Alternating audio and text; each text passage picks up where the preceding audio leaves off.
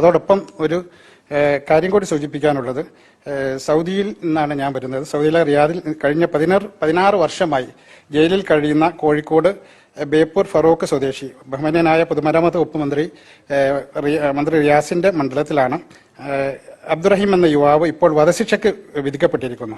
15 million റിയാലാണ് ഈ Saudi കുടുംബം ആവശ്യപ്പെടുന്നത്, അതായത് 32 കോടിയോളം രൂപ.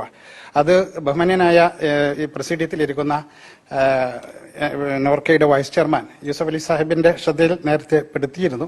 അതുപോലെ തന്നെ മുഖ്യമന്ത്രിയുടെയും മന്ത്രിയുടെയൊക്കെ ശ്രദ്ധയിൽ നമ്മുടെ കാര്യം കൊണ്ടുവന്നിട്ടുണ്ട്. മന്ത്രിയുടെ മേൽനോട്ടത്തിൽ നാട്ടിൽ ഒരു സർവകക്ഷി സമിതിയുമുണ്ട്. അപ്പൊ ഇത്രയും വലിയൊരു സംഖ്യ സ്വരൂപിക്കാൻ 32 കോടിയോളം വരുന്നൊരു സംഖ്യ സ്വരൂപിച്ചുകൊണ്ട് ആ സഹോദരന്റെ ജീവൻ രക്ഷിക്കാനുള്ള ഒരു ശ്രമത്തിലാണ് റിയാദിലെ പ്രവാസി സമൂഹം, ഇവിടെയുള്ള ലോക കേരള സഭ, ഇവിടെ ഇരിക്കുന്ന ബഹുമാന്യരായ മന്ത്രിമാർ, പ്രസിഡിയം എല്ലാവരും കൈകോർക്കണമെന്ന് വിനീതമായി അഭ്യർത്ഥിച്ചുകൊണ്ട് ഞാൻ അവസാനിപ്പിക്കുന്നു.